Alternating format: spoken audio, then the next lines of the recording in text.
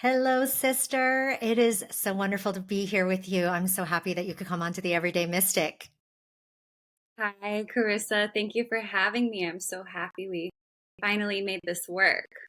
Yeah, I know. Well, you're a mystic mama, but you're also a mama, which means there's a lot of duties and you work from home or, for yourself. So running companies, running households with two kids is a lot. So I just appreciate that we get this time together to spend this precious moment to go in and just talk about mysticism, talk about spirituality, talk about what, how this has shaped you and impacted your life, and then how you're living into it all. So for those who don't know you, why don't you introduce yourself and where the mystical journey started for you? Sure. Yes, being a momapreneur is a great place to start. Mother of two and running three businesses out of my home and just really enjoying in the last 3.5 years since I became a mom, the spiritual practice of holding both my creative expression in the world and my dharma and purpose of taking care of my children in balance. And that has been a journey, and that has been a true um practice, of not like losing myself too much in motherhood and not be playing into the role of the martyr, or have having the experience of having to give up aspects of my passions and of myself to be in the role of a mother. So I kind of went into motherhood determined to do it a different way than how I was raised. And so for me, having the ability to continue expressing myself in all of the ways with all of my passions and offerings is really important, And so um, a bit about the beginning of my spiritual awakening was actually catalyzed through trauma, which I Mm. think is a very common story for many of us that end up having careers focused in the healing arts, the archetype of the wounded healer. And the beautiful aspect of that is that our deepest traumas or challenges are often the greatest catalysts for our growth and our evolution. They're that seed that gives the impetus for the awakening. So when I was 23 and living in San Francisco as a very naive girl raised in Utah and just living alone in a big city, and um, had this sense of like just being very trusting of the world. I was raised Mormon in Utah, so in a pretty like um, tight knit and um, somewhat like rural and boundaried kind of culture, sheltered culture. So it was a bit of an abrupt awakening just those first few years I had in my early 20s being out in the world. There was a lot of like just malicious intentions of people that were shocking to me and that I wasn't kind of ready for. I was very open hearted, very just innocent and naive in a big way, Mm. which is a piece of what led to a really horrific experience of sexual violation. I Mm. went to a party when I was 22 years old and was given GHB, like the date rape drug that sort of makes you lose consciousness. And I was raped by two men Mm. and had some friends there that didn't help or help pull me out of the situation, or, you know, so not true friends. And I ended up waking up from that experience, running home the next day and just like feeling so devastated, so heartbroken, and so angry. It's like the deepest sense of a violation is for a woman, like to be entered without permission in the most sacred aspect of our self, in our womb. So that started this really deep healing journey for me of just being committed to my spirit and to myself and the ability to continue to feel pleasure. Hmm. I was so afraid that I wouldn't be able to feel pleasure again after that experience. And for me, I had always felt that like the connection to pleasure, the connection to orgasm is connecting to source, is connecting to the light, is this like cleansing, healing frequency when it's held in a sacred way. So that was the experience that got me into therapy for the first time. And I met a really cool therapist who did EMDR, eye movement desensitization reprocessing, which is a trauma technique. And I went from like night and to day after one session. I had been, after the trauma happened, I had PTSD symptoms. I was living by myself in Marin County. I kept all of the windows locked, all of the doors locked, all of the time. I was so afraid someone was going to like come into my house.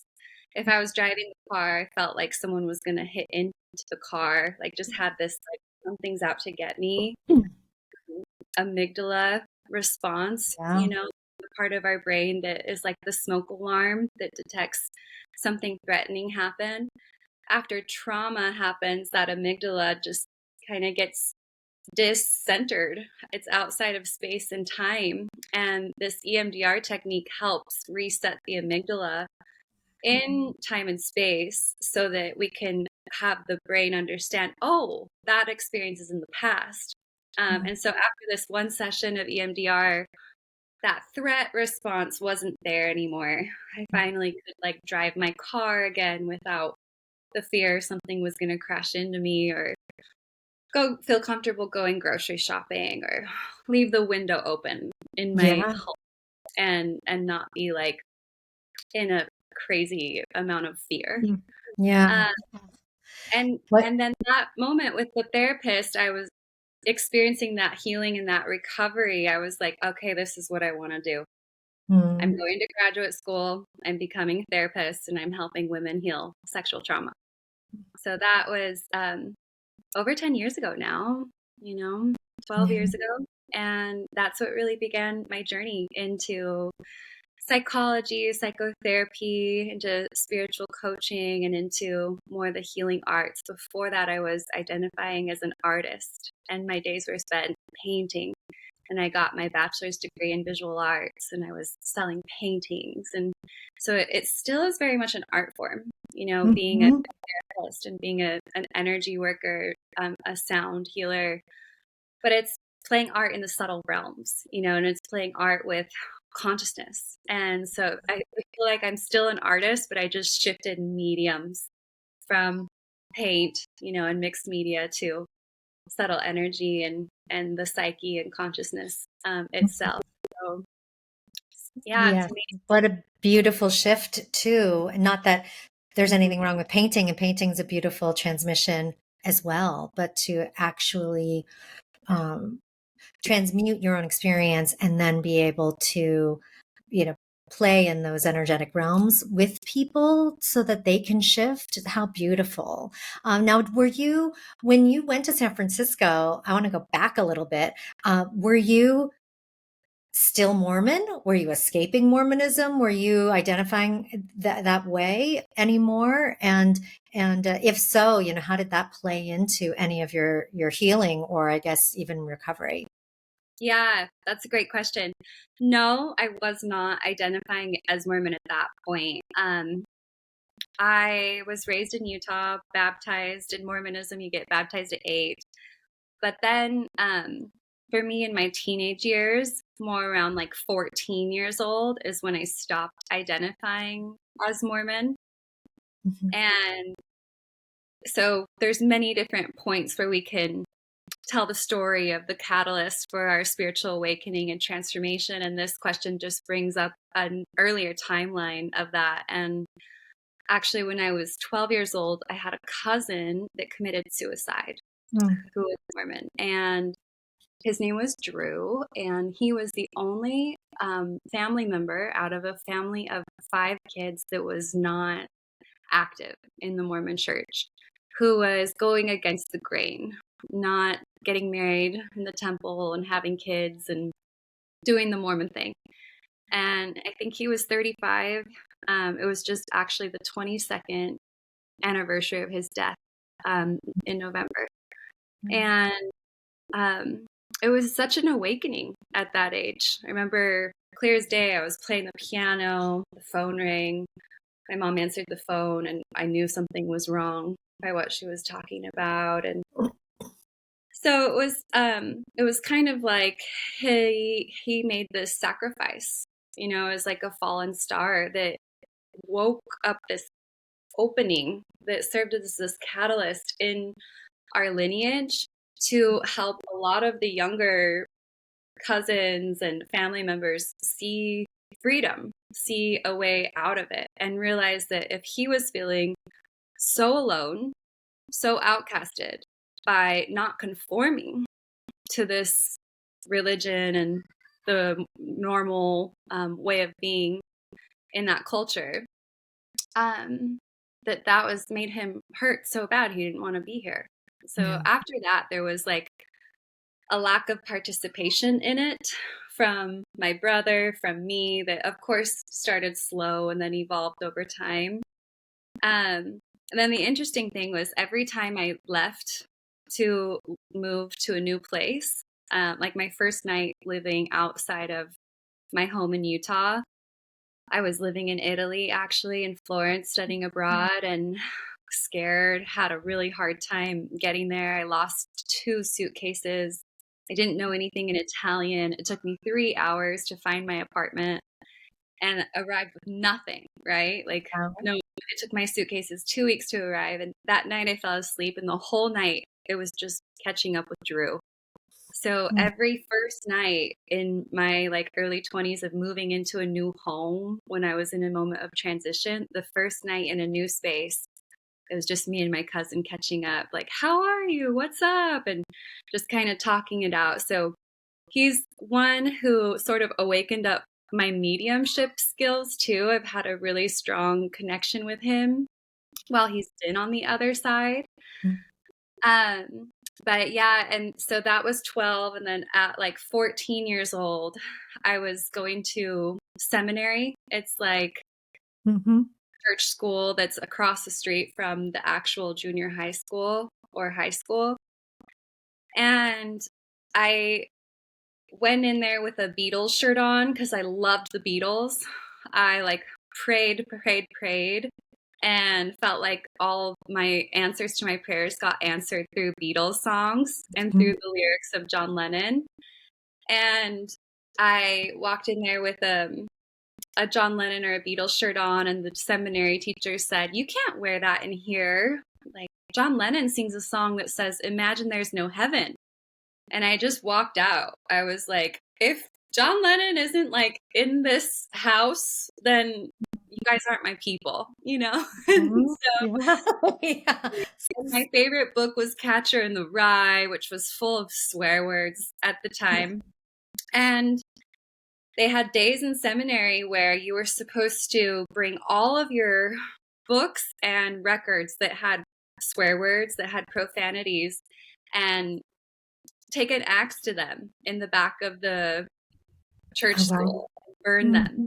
And so I just stopped going, and I started sloughing. I started walking to go get a smoothie or a slice of bread instead of go to class. And then that woke up this inner rebel in me. I like stopped. I was always a singer my whole life, and I kind of put a pause to singing during that phase, and I started playing the drums.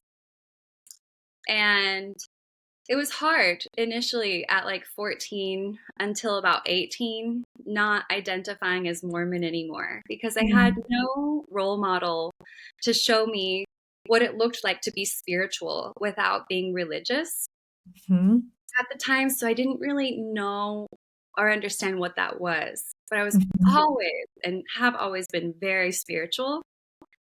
And then finally, when I was 18, thankfully, I ended up doing my bachelor's degree at Naropa University in Boulder, Colorado, which is a Buddhist inspired liberal arts school that was co founded by Allen Ginsberg and Chogyam Trungpa, who brought Tibetan Buddhism to the West in a really big way. And that's where I learned and discovered meditation. And once I started meditating and doing yoga at 18, I found the path of spirituality free of dogma, of spirituality free of religion, of spirituality that did not have to participate in some hierarchy on the other side. That in heaven, there's essentially a caste system, right? Where you go to these certain kingdoms of heaven. Um, so yeah, that I went through an early dark night of the soul from like 14 to 18, where I wasn't singing as much, I wasn't expressing, and I was kind of in a dark internal, a lot of emotional turmoil phase. And then my first meditation retreat and learning how to practice yoga at 18 really woke me up out of that. And I started singing again and discovered this really magical soul connection with honeybees. Mm, that's so that it started back then. Okay, well, we'll get to that. We'll get to the bees and the connection there. I want to go back to a moment to you sharing the, your this is a genesis into spirituality, and I think it's so important for people to hear because we aren't offered a lot in the West. At least back, let's say 20, 30. I mean, for me, it was even longer ago of that alternative and what might be deemed spiritual, by a lot of religions is sacrilege, right? And it's the devil's work, those things that are actually other paths to spirituality. And so for us, we're either offered from a spiritual sense, churches and religions, or nothing. So you think, oh, I guess I'm the nothing category. And then I went that way too, because I wasn't relating to, Judeo-Christianity per se, but I had a strong connection to God and felt spiritual, always felt like there's more to this than this. I feel it. I know it, but also wasn't offered anything alternatively. So doing the digging in those years, being the rebel in that sense is important and this could be for anyone at any age. So for someone listening who might be feeling this way now, I actually have a neighbor who's in his 50s and he grew up Baptist and he's now just starting to explore spirituality, true connection to God and the divine and not, his dogmatic principles. And so we've had some really great discussions around it. So it's nice, I think, that we have more conversations out there, more people talking and sharing their stories like you, to know that one, you're not alone if you are on this search for something more meaningful, something greater than yourself, but that maybe doesn't come through your church. And two, not only are you not alone, but you are embraced and surrounded by loving beings who want to help you be the most successful and joyful and loving being that you can be in this life. So it's the opposite of lonely, right? Once you actually dive deep and get in there, it's like, come on in, the water's fine. Like it's a beautiful welcoming, once you get in there. So let's talk about you getting more into your spirituality and getting more into awakening your inner mystic after San Francisco and your therapy path, because I know you have a traditional therapy path that you did. You became a licensed therapist and you did that. when you were doing that, were you always thinking, oh, I will incorporate these elements of multidimensional, understanding and living in there? And then where did that go from your traditional training? Great question. Yeah. Just to respond to what you said, for anybody that is looking for a deeper sense of connection, to God or to source or to the light, to universe, connection to everything, because God is in everything and in all beings.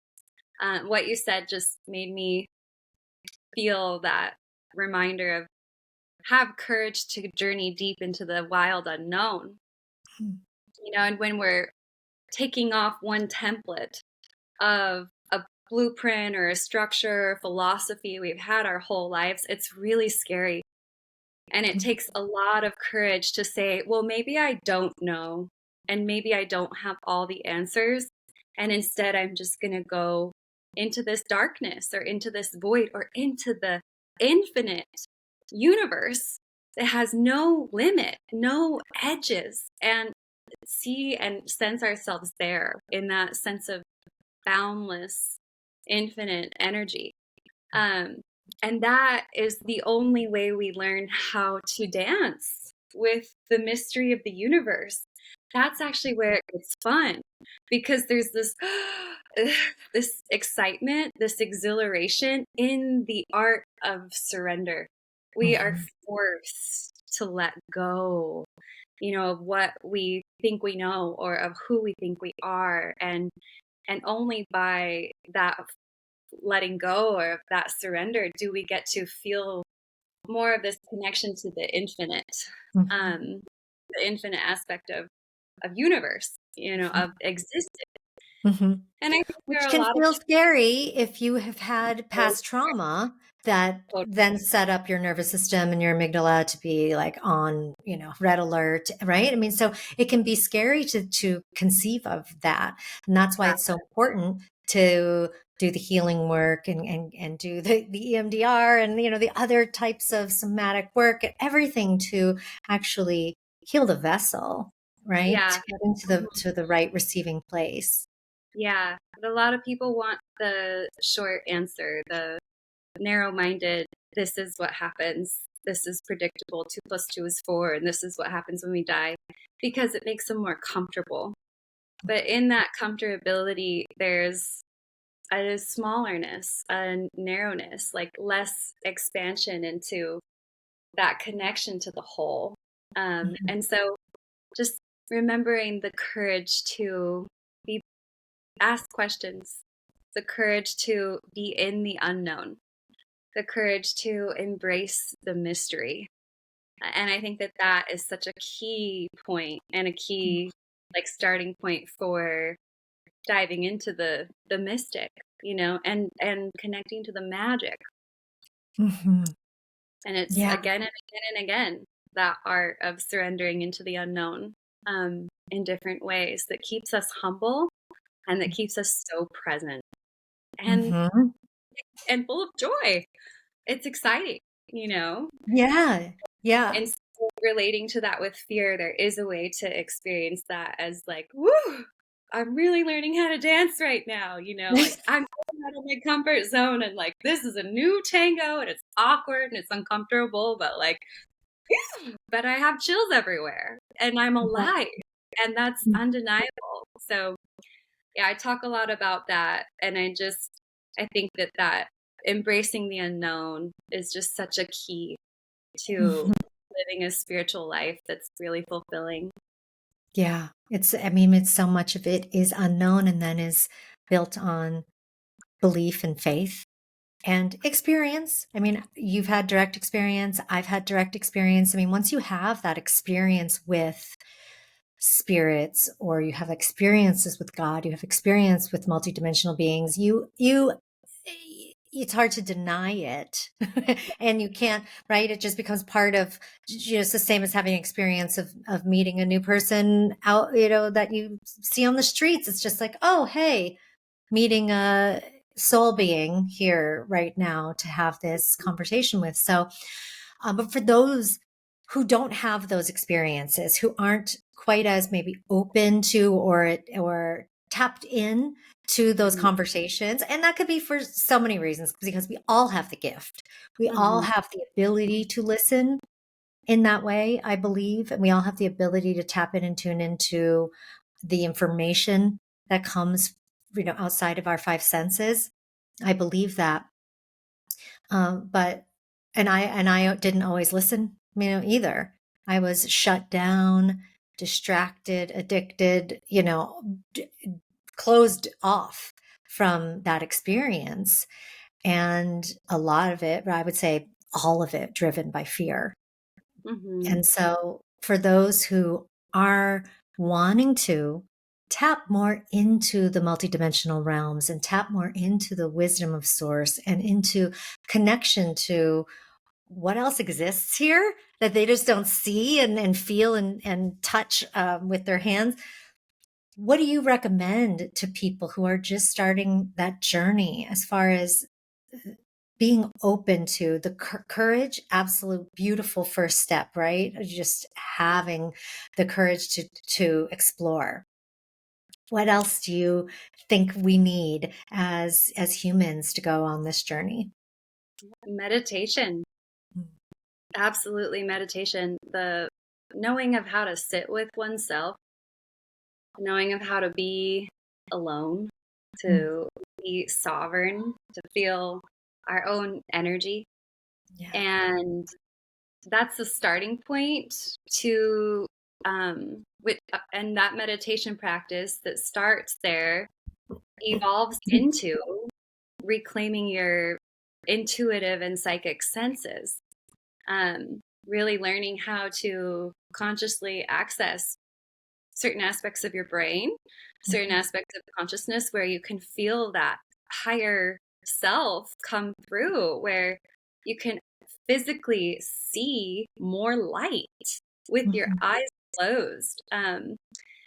Most of us live in our modern world in our prefrontal cortex, which is like our planning, strategic part of our brain. And so even when modern people meditate, you'll often see them kind of leaning forward like this. And at that point, you're just thinking about your to-do list, you know, thinking about what you forgot about that you still need to do, this kind of human thing that is helpful living in the third dimension. But the part of our brain that accesses our intuition is more of um, our hypothalamus and our pineal gland. And this intuitive center in our brain, we talk about the third eye as being here, but actually Mhm. about 2 to 3 inches behind this point is where that part of our brain is. So if we were to draw a parallel line from right here at this point above our ears to the soft spot we have when we're a baby, where those 2 points would intersect is where that hypothalamus lives that connects to the pineal gland. And so in meditation practice, if we imagine fully allowing our spirit to lean back into the physical body and feel gravity, oftentimes I have my clients imagine that you're reclining in a hammock, that feeling of like fully being held by gravity for a minute, just from re realigning our energy to that part of our brain, to that part of our physical body. We are accessing that part of our brain that connects us to higher self, that connects us to other timelines, to life beyond this one, to our ability to have these like intuitive downloads. But we can't get it from the prefrontal cortex. It comes from learning how to access that. So meditation over time becomes just this deep download from our higher selves and from this well of knowledge and wisdom that's within us already, and really knowing how to tap into that and bring that down into our body, and then take the action steps that implement those downloads. as well as, I view meditation as an energetic hygiene practice, staying fully grounded, having our chakras flow in alignment, being able to sense and to self heal if there's any blockages in our energy body and in those seven chakras, and to know how to recalibrate them, and being fully home, right? All of our energy, all of ourselves embodied, Mhm. and also having our auric field, this sense of our protective bubble that surrounds us, so that we are not so penetrable of other people's energies, so we're not experiencing this contagion for other people's emotional energy or other people's stress and even other people's sickness. I fully believe you can prevent dis-ease and illnesses that are contagious by having a really firm auric field and supreme energy kind of bubble that just doesn't allow these energies in. And the more we practice that, then the more skilled we become at sensing that. Because, like you said, we are all intuitive beings. We're taught that we have five senses, but if we look at our intuitive and psychic senses, the truth is that we all actually have 22. Mhm. And fear or being shut down, and I think for me, even being raised Mormon, sorry, just 1 second. It's okay.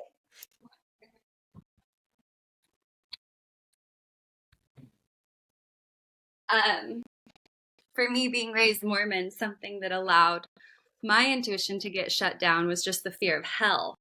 Yeah. I was seeing spirits a lot as a child. And then I was taught about ghosts and I got scared. And I thought that those spirits that I saw were not friendly. So I asked him to go away. Right. Mhm. So it took me until coming back into my mid 20s, when I'm on this therapist path, to reclaim those intuitive senses. But my point is that those intuitive and psychic senses are innate to all of us. We just live in a world that shuts them down. So we all have the ability to reclaim them. Some humans are more sensitive to energies than others. I consider myself a highly energetic, sensitive person. And I've read a few books that speak about how these highly sensitive types are about 22% of the population. Um, but I was really blessed because when I went into grad school at the California Institute of Integral Studies in San Francisco, um, I was 25, and it was right around then that psychedelics came into my life, in a bigger way. I had done like mushrooms, from when I was 18. I had a herbal medicine teacher at Naropa, Brigitte Mars, who taught us a lot about how to have a ceremony with psilocybin. So I was introduced to psychedelics in by the way of holding ceremony and with the intention of herbal medicine for using them. So that was a huge blessing for me, of being in the right place at the right time Yeah. to even be introduced to psychedelics that way. Later, 25 years old, I'm in grad school and I'm actually beekeeping at my beekeeping mentor's house. And she was this amazing woman who lived in Mill Valley named Faustin Bray, who had gone to South America with the McKenna brothers, Terrence McKenna Mm. and Dennis McKenna, in the 60s. And so she had a flotation tank on her property in Mill Valley, and she had studied her whole life with John Lilly, who was the man that created flotation tanks. And we're beekeeping one day, and I'd beekeep with her during the day, and then I'd get in the flotation tank. And her philosophy was that you needed to be in the flotation tank for like 8 hours. Like Wow. 1 hour is nothing, she's like, sleep in it. So I was, but she was this very mystical woman. And we're Mm. on the top keeping her honeybees, and she's like, would you like to smoke the toad venom? I have a shaman coming here serving 5-MeO DMT this weekend. Would you like to join? And I was like, yeah, totally. So it's so funny because I spoke a little bit earlier about how when I began to wake up again spiritually, the bees began speaking to me. And then following that path, a lot of my beekeeping mentors were people that served as these guides into quantum land. into, Mm-hmm. Yeah. Beekeeping by day, quantum adventurers. it's a Oh, true no. story. um, Yeah. so that was so cool. I remember that first journey at 25, just the full ego obliteration. The DMT journey felt like my identity, my ego became this balloon that was stretched out, stretched out, stretched out. And I had resistance. It was like, like, I don't want to let go of this person I am, my resume, this character I put so much work into building, which our super ego is built from a means of survival, and it's useful and it's helpful. So it is scary to let that go. But in the journey, it was like this balloon of self, of Brandilyn at the time kept stretching and being pulled apart until finally it popped. And it was like I heard this burst. And then there was complete peace and burst into billions of particles. And those billions of particles attached themselves to all life forms everywhere. Wow. And suddenly I felt that I was so deeply connected to the trees, to the sun, to the ocean, to all beings, to all the flowers.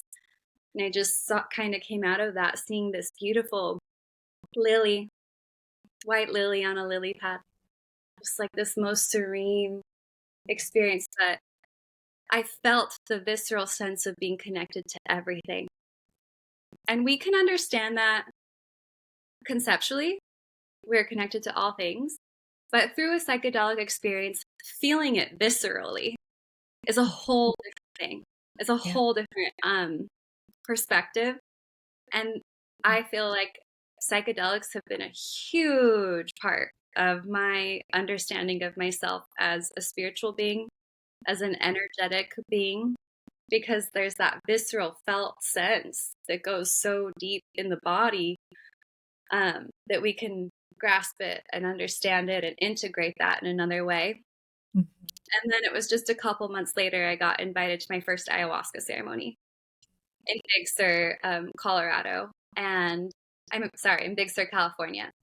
And so I sat with ayahuasca a couple months later, and that was where like the real awakening began.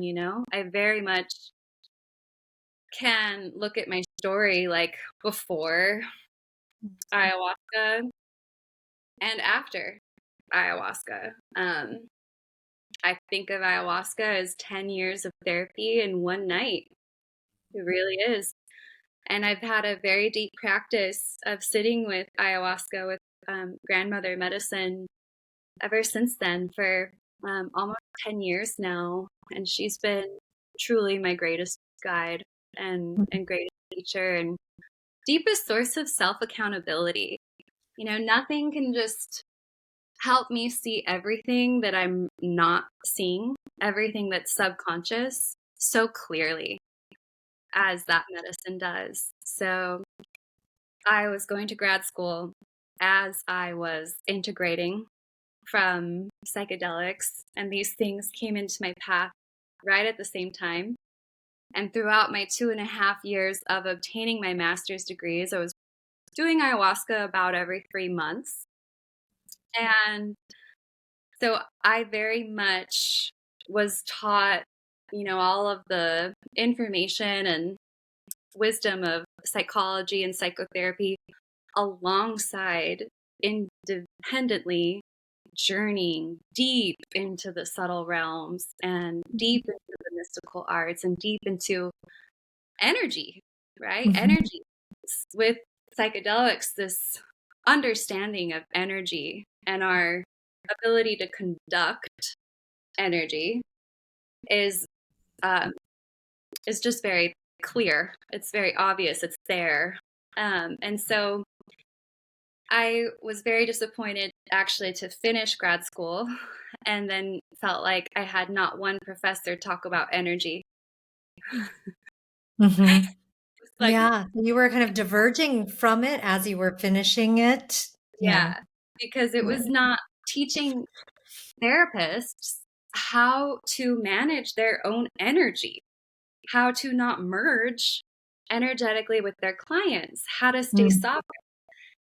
And even with that understanding, as I had my first year of practicing as a psychotherapist in San Francisco, after seeing like 8 clients a day, working towards those hours for my license, I went home feeling weird emotional energy that wasn't mine, drained, exhausted, depleted.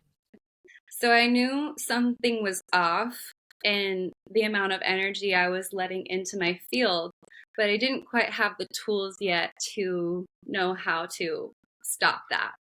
And Hmm. that is what led me to find the Academy of Intuition Medicine, which is an energy medicine school in Sausalito, which was another 2.5 year long master's certification program that I went into. I actually started it like in my last year of grad school. So that was such a blessing for me to meet Francesca McCartney, who founded that. Her website for the school is intuitionmedicine.org. She offers her whole program online and in person in Sausalito. And I recommend it to everyone. And within just like 2 months of that, I honestly felt more healing on myself than I did in the whole 2.5 years of a master's degree in psychology. Hmm. Psychology is still useful. It helps us have a lot of psychoeducation, a lot of deep understanding of our brain and how it works.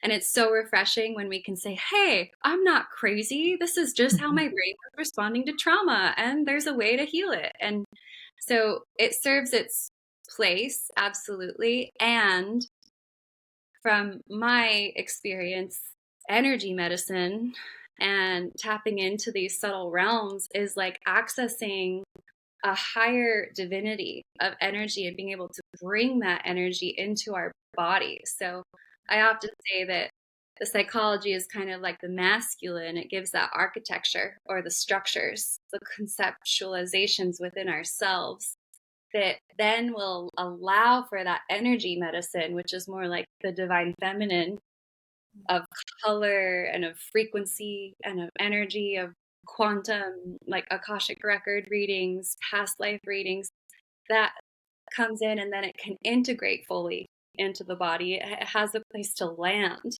with the blend of psychology and energy medicine. So, yeah, from the start, definitely what I've offered is unique and it's different. And a lot of people come to me when they've tried therapy and it didn't help them. And so I actually did not get licensed as a psychotherapist. I got halfway through my license and then I decided that I didn't want to have my wings clipped, Mm. that I didn't want to have to work for a system that I don't fully trust, Hmm. and that instead I wanted my freedom and my sovereignty to fully be me in Hmm. my weakness and in my medicine and in my voice. Yeah. Um, and so, yeah, so, it's been a blend truly of therapy, given the background of that education, of energy healing and energy work, and of spiritual coaching that has become what my practice is for clients now, and where my heart is most happy and most, um, I guess, in my dharma is when I'm really just doing the energy work piece, like going all in. And when the person's ready and receptive to that, there's a lot on other timelines, like past life trauma, for example, or soul contracts between two souls that's from a different timeline that can be healed. Hmm. And it's so profound the way that that can heal something that's happening currently, or the way that something from a past life can be repeating itself in a loop in this life. Yeah. So I don't really think full comprehensive healing's possible without looking at the full picture, which is connecting to that infinite aspect of soul. So yeah, I've always been very intuitive, and thankfully for me, the combination of psychedelic work and the Academy of Intuition Medicine really gave me the tools to Mm, reawaken my intuition and to be able to bring that through for my clients. And energetic hygiene, the mhm, circle back to what I was saying, really knowing how to have the daily practice of staying grounded, fully in my own energy, fully in my own auric field, and to connect deeply with someone and to hold very deep space for a client without taking any of their energy on, and teaching them how to not merge, right? mm, mhm, And we to think of that, it's because it's more clear energetically speaking. Like, say I'm feeling very red, and a client comes into my room and they're feeling very blue. So if one of us allow too much of each other's energy in, the whole room becomes red, or mm, the whole room becomes blue. But instead, if we can maintain sovereignty, I can stay red, they can stay blue, and then that place in between our auras, the, the third entity that is the connection of people, that like third soul that's in the room when two people meet, that will become purple. So there's the you, the I, and the we that we're holding as these three beings, really. mm, mm, Um, but also in psychology, a lot of the founding fathers of psychology speak to how the mental well wellness or mental health is really knowing the boundary between yourself and the rest of the world, right? If we yeah. merge too much, that is a form of psychosis. If Mhm, we isolate too much and we stop connecting to things, that's the other spectrum of psychosis. right. So no matter whether you'd like to look at that through a psychological or an energetic framework, it's essentially saying the same thing, which resounds as sovereignty. Is Mhm, we have to be sovereign and know how to connect with things intentionally and beings without overly merging or becoming muddled. And this yeah. is so key. I'm married and I'm a mother of two, and these energetic practices I use every single day, just to Mhm, maintain the health in my most intimate relationships. mm, So yes. that was a Yeah. lot, but Yeah. Well, I mean, yeah. that's a great point that, you don't need to only seek out this kind of work or understanding and knowing if you need to heal something big and major. It's like, well, all of life will be served by understanding and living into what you just talked about. And I think that's the distinction between, let's say, traditional therapy or any type of traditional medicine. It's like, oh, well, people seek it when they're broken, right? Broken in some way, whether mentally or emotionally or physically. And the work you're describing is a way of living, really, right? It's not a I wouldn't even categorize it as just a healing modality or, oh yeah, go see Brandilyn when if you're feeling mentally unwell. It's just like, no, you're teaching a way of living and a way of being in the world. And really all mystics, that's the through line, I think, right? That we are way showers in the sense of we are living it ourselves. We've answered the call, and then we're living into it and can show the way just through the living. But without the living and the lived experience, you can't, right? You can't actually be a true guide. I mean, you could be your own mystic. You can go and have mystical experiences on your own, but when you actually just take it into and bring it together, merge with other beings, it's so important to have everything that you described. It's the sovereignty required, which is a paradox, right? It's like sovereignty to be connected to oneness. Like you have right.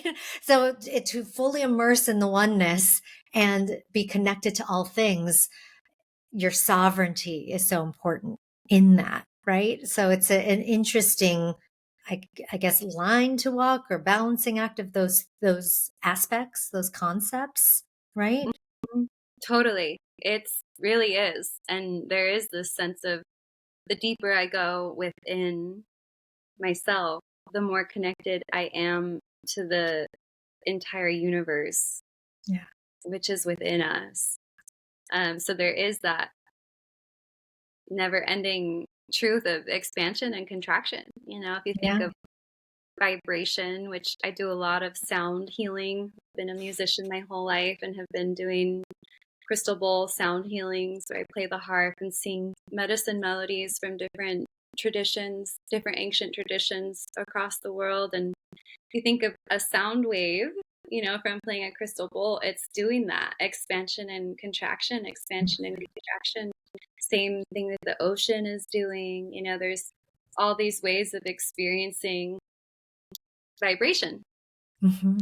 really. And consciousness and meditation beautifully reflects that same pattern, signature of vibration of by going all the way within, which could feel like a contraction. It's uncomfortable at first, especially. And then from that place is like the deepest expansion, to the wisdom of our soul.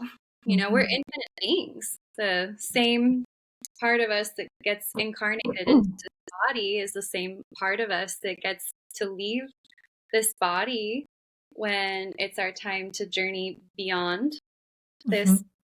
lifetime.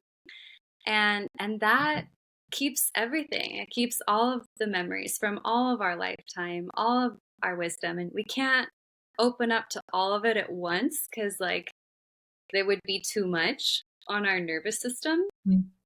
But we get what we need at any specific time. And I really believe that all the answers are within you. And so for me, with my clients, whether I'm helping someone to birth their business or to birth their child, we're essentially coming to that same practice of supporting you and accessing your intuition, supporting you Hmm. and listening to your higher self, supporting you and hearing what the voice of intuition is and being able to discern that between the voice of fear, or the other voices. So that sovereignty and that connection to higher self and that reclamation of intuition is essential no matter how we want to channel it into the world. Hmm. Yeah, and you've just recently, well, you've doulaed your own children, certainly, and I think you had support also as well. But then you recently did a spiritual doula initiation, and you're now helping in a very real and visceral way of actually helping women birth their babies. So tell us more about that experience and what this is added into your life and your spiritual journey. Right. Well, I realized when I gave birth for the first time with my first daughter that the cervix has so much memory in it Mm. between any experiences that happen to us in this lifetime or in other lifetimes. And as I was in labor, which I had a really, really long and challenging labor with my first baby, um, I felt the trauma come back up. I felt the memories of my rape experience amidst giving birth. And Mm. it was so scary. And nobody told me that that could happen. So when it did, I started getting really freaked out, right? This is supposed to be the happiest experience of my life, and Mm, suddenly I was in the darkness. What happened was a midwife's assistant gave me a cervical exam during a contraction to see if my baby's head was turned. And mhm, that put me in shock and in a trauma response where I disassociated. So mm, for me, having had that experience of disassociating during trauma, when my incident happened because of the GHB, when I felt that pain in my cervix, I disassociated. So mm, I was literally stuck on all fours, spirit out of my body because of the shock and the pain level. And then that's when I transferred to the hospital. mm, Had an epidural, had Pitocin. Thankfully, the pain medicine for me allowed me to come back into my body. And then I was able mhm, to birth my first daughter vaginally. But it was mm, like, whoa, what just happened? And I felt some PTSD when I came home after my hospital birth because I was so shaken up, like to the bone. And so integrating from my first birth journey made me realize, oh, wait a second. Giving birth is the ultimate psychedelic ceremony. mhm, And we have to hold women who have had sexual trauma, which is nearly half, or sexual mm, violation. We have to hold them in a deeper way with mm, deeper skill and deeper awareness for the chance, just the mere possibility that that might come up during birth. Because I felt so unheld by my midwife at the time and by the assistant that was there and by the medical staff. No one could meet me in my depths of spirituality and of psychology and of energetic awareness in that moment. mm, So since I went through that experience of giving birth the first time, it made me realize my dharma as mm, a woman, shifting from supporting women with sexual trauma and healing their full journey and reclaiming their sovereignty to supporting mothers through birth, and especially mothers who have had either challenging or traumatic first time births or who have had sexual violation somewhere in their history, because a whole other level of sensitivity and, like I said, cellular memory encoded into the cervix is there. So now being, I call it a birth keeper, sacred mm, birth keeper, because the word doula actually means servant and it doesn't really vibe with me. But being a sacred birth keeper to me, after this 10 years of experience I've had in psychotherapy and in energy healing and in sound healing, is really about being able to hold the depth of that space that's needed for women who are working with some form of trauma, come to mhm, the very trauma informed. And most doulas take a 2-day certification class that's all about the physical body and teaches nothing about trauma. Midwives are amazing. All birth workers are amazing, but not a lot of them have had any schooling or training when it comes to working with trauma or therapy. And another piece is I've been working a lot with couples, doing a lot of couples coaching and helping couples prepare to conceive, and also mm, supporting couples as they're preparing for birth and going through the postpartum season. And that's another piece that's generally just very left out of doula work or of midwifery. And oftentimes the husband's just kind of left out of it. And it's so mhm, focused on the woman, but it's the union and the love that created the child. So to me, sacred birth keeping is very inclusive of the couple and of the family and of really having the father be so fully included and tending to the union, because the strength of that union is what's going to hold the child through their most influential years of development, of Mhm. emotional development, of attachment, and of brain development. So I think that if we're not addressing the union, that's a really big disservice to families. Mhm. Yeah. So going It's through the what I went whole, through, yeah, there's just a yeah. lot of gaps still in the birth world, and tending to the union, including the couple being trauma informed Yeah. and having the postpartum care be therapeutic. You Yeah. know, you Yeah. you go through such a death and a rebirth of yourself every time a woman births a child. And so Mhm.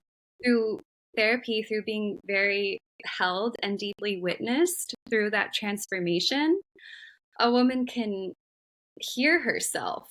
She can have that transformation reflected to her in a way that helps her process and integrate and see it more clearly, more quickly. And then that resurrection point after the death journey becomes accessible. If you Mhm. think of a mom who doesn't have that and is in postpartum, you're so busy with the baby and you're so busy taking care of yourself that you hardly have time to process what just happened. So Mhm. I feel like there is so much room in the world right now, which the Sacred Birthing Doula School that I attended in Hawaii is very unique because it includes the language and the understanding of energy Mm. with birth, approaching birth as creating a pristine energy field for the child, which means we get our own fears and our own traumas out of the field by processing them first. So it's very unique for anyone interested in learning more about that. Look at the book Sacred Birthing by Sunny Carl, Karl.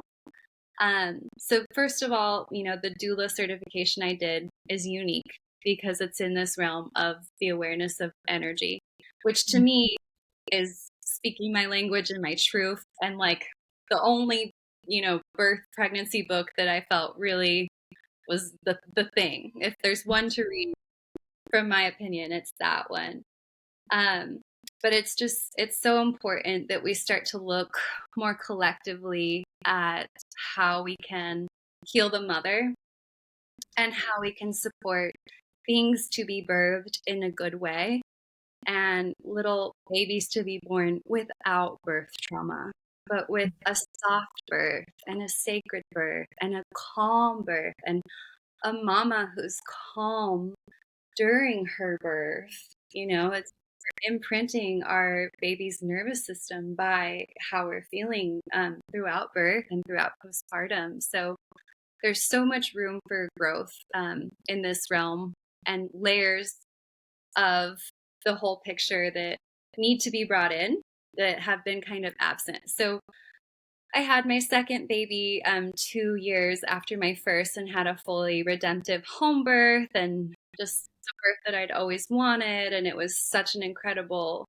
experience to have that journey and to have both births have such contrast, because now I can hold space for women who have both ends of the spectrum in that story. I do believe, like, as coaches, as therapists, we can really only take people as far as we've gone. And I think a lot of us who are healers or coaches or therapists, we have souls that sign up for a lot of these experiences so we can really know them, because that's refining this well within us that gets to know how to hold that depth for another. Um, so I very much intend to be the birth worker that I needed, but that didn't exist, that I needed, Mhm. but couldn't find. And so Mhm. that's looking like a very new approach to what sacred birthkeeping is. Mhm. Including the energetic field and things, including sound healing Mhm. as a form of pain relief therapy, like during labor, through Oh, intuition.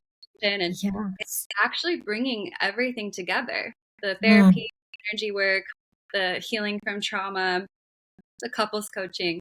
All these offerings I've been doing for many years can come into the container of being a birth keeper and support. It's my intention to support families couples um, through the whole pregnancy and through postpartum as well. Mm. So I work with them for the whole birthing year Yeah. because it's a big journey. It's a The huge journey. and I also have recently started a bone broth brand, and I Mm. love cooking. I've always loved cooking, so I am including like a whole postpartum nourishment meal delivery service with bone broth for postpartum mamas. If they buy 5 gallons of bone broth, they get one free. Mm-hmm. Postpartum or pregnant mamas, and the brand is called Liquid Gold for Mm. the broth. So for locals, I am including like the full postpartum nourishment because I do think that just like with psychedelics, the most important part of the journey is integration.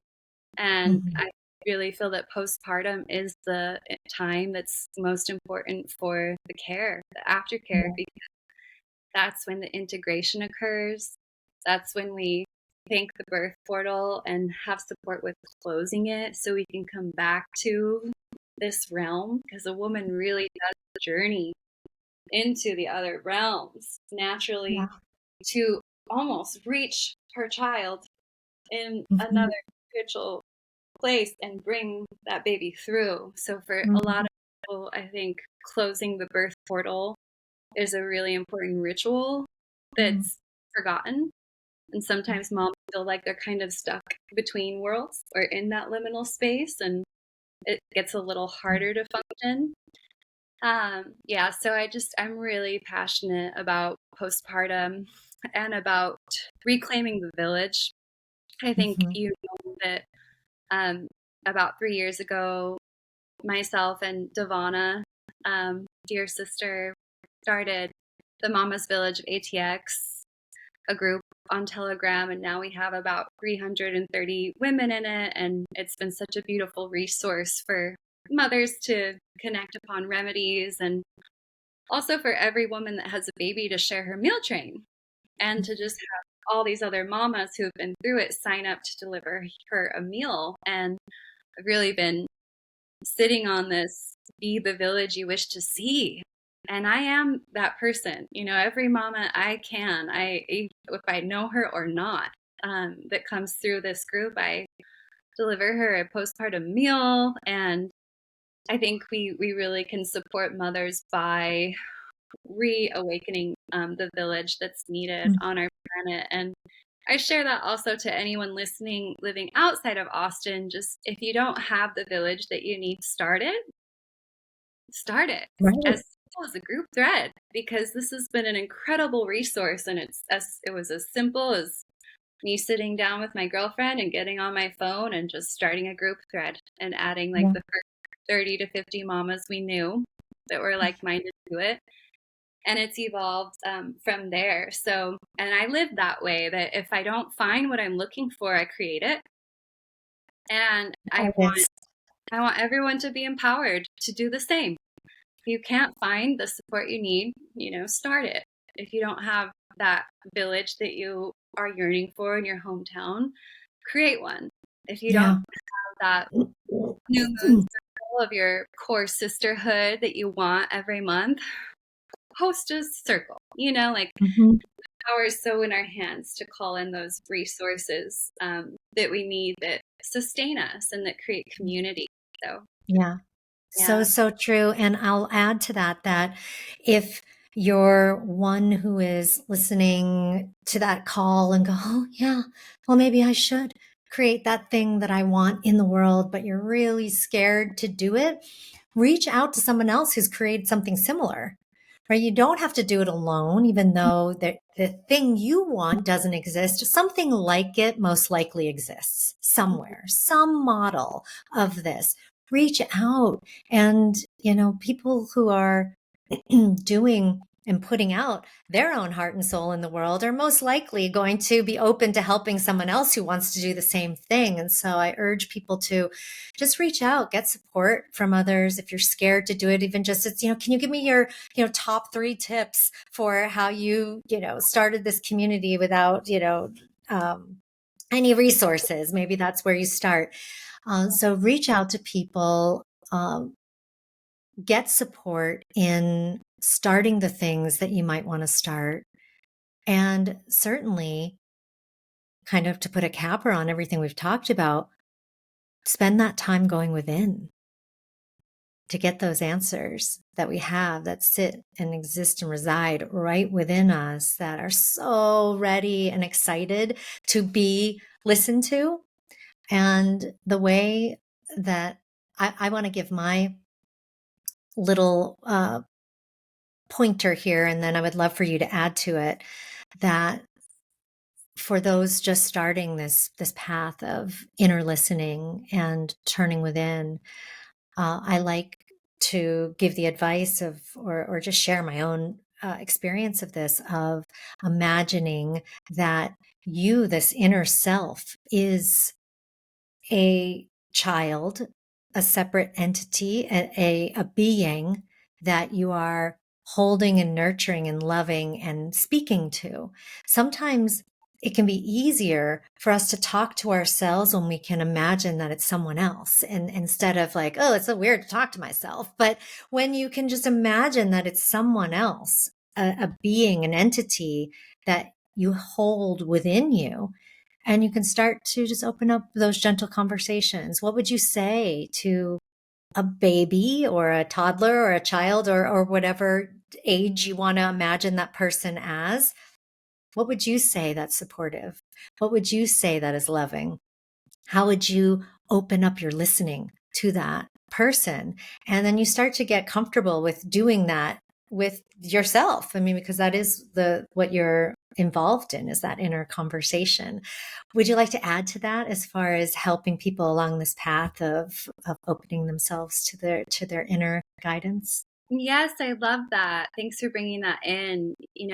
Of all the clients I've worked with in the last 10 years, whether they're coming in for anxiety or depression or psychedelic assisted work or birth, motherhood, couples work, the inner child healing is always a piece of it. It's one of these universal things that everybody needs because it's continuous work. And it is so powerful, like you said, to really get in the habit of having time to meditate with our inner child. And okay, this feeling's coming up for me that's unpleasant. Where did I first feel this? Where did I first experience that? If there's something we're kind of getting hooked on, it's a great moment of, okay, this is what I'm feeling right now. This is the trigger. Where did I first experience that? And usually there's a memory there that connects us back to the first time we experienced that. Oh, I was 8 years old and the story evolved, such and such happened. So then to Mhm. bring in that self at that time connected Yeah. to the memory of the first time we felt that trigger response, and just have a dialogue with her. For me, Mhm. the way I facilitate it and the way I practice it is like I have my adult self and she's holding my inner child self. I'll pull my Mhm. 8-year-old up on my lap and say, is there anything that you'd like to tell me? Is there anything you'd like me to know? And sometimes that's all she or he needs, is Mhm. to be heard and to be validated. Right. And there's no one in the world that understands her story, our own inner child's story and experience, like we do, our adults. Mhm. So when we say to our inner child back, thank you for sharing that, and I completely understand what you're going through. I completely understand what you experienced. Mhm. It's so true and it's so deep, and this inner child feels so seen, so validated. And Mhm. oftentimes that's the healing that's needed, is just that being heard and being Yeah. validated for that part of Mhm. ourselves. And it becomes a whole other level when we're mothers. Mhm. I call this practice reparenting. And Yeah. there have been many times where I'm parenting my child and I'm soothing her, and it's a visualization of having my own inner child on my lap with her. Yeah. And I'm Yes. both reparenting myself and parenting my daughter in Yeah. tandem, because when we have children, we go back through our own childhoods. There are pieces of our childhoods that we never would have remembered until we see our 2-year-old or our 3-year-old or our 6-month-old having this experience. And then we go, oh my gosh, I remember this. And there's pieces to our story and to our own inner child wounding that come forth through the journey of being a parent.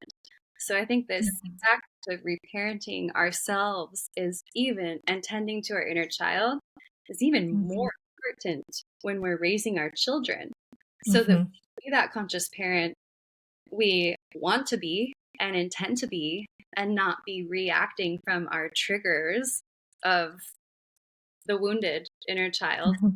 that's getting triggered by Yeah. watching a child have a response because of the way we weren't helped or parented at Yeah. that time. So it's so important, to not pass down intergenerational trauma and to not pass down intergenerational wounding. This practice of again and again tending to the inner child, tending to Mhm. that inner baby, giving her Mhm. him all that he needs, all that she needs. And by doing that, we can show up for our own children in the actual act of parenting so much, with so much more of our higher self present, Mhm. rather than Yeah. the patterned self. Yeah. Yeah. Yeah. Exactly. Oh, the unique set, I will say, of practices and methods and techniques, along with the unique soul being that you are, and the integration of all of these beautiful practices into one, sacred birthkeeping, sacred parenting on that journey too, bringing all of that together. What a beautiful gift in the world.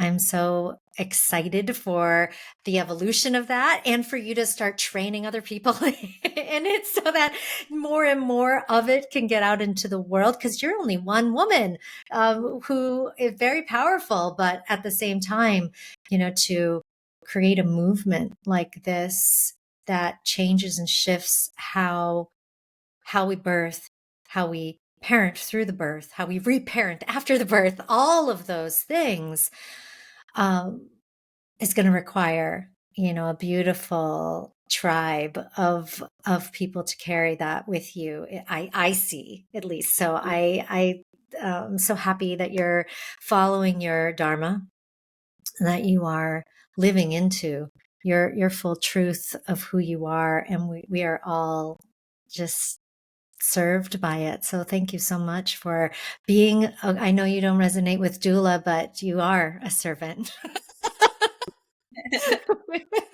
you know, really, in how you show up. Thank you. Yeah, and I have been running my own conscious clothing line, making these beautiful Oh, um, they're plates gorgeous. and hats that support Indigenous tribes in Peru now for 7 years. And I've been running my coaching practice, coaching therapy, energy healing practice for almost 10 years. And in this last year, I've been in the start of also launching this bone broth brand. So the word mamapreneur really speaks to me. And I really believe that our awareness of birth and how we give birth applies not only to the way we birth children, but to the way we birth everything. And so I do love working with, my mamas, supporting them through birth and supporting them through postpartum, either in person or virtually. And I also love working with mothers who are ready to birth their next business, are ready to birth their book, are ready to birth their album. And now that I have these years of experience, being able to really serve as a mentor and a guide for how to calibrate that delicate balance of being the mama that we want to be, and being the entrepreneur and the creator and the artist that we also want to be, and how to find balance between these things. So, if that's something that speaks to you, feel free to reach out to me for those offerings, and I would be honored to be your guide. I'm going to put all of your links in the show notes that people can connect to you and all of the beautiful ways that you are serving and showing up in the world and all of your gorgeous offerings. Thank you so much, Brandilyn, for joining You're us. so welcome. Thank you so much for having me. Mm.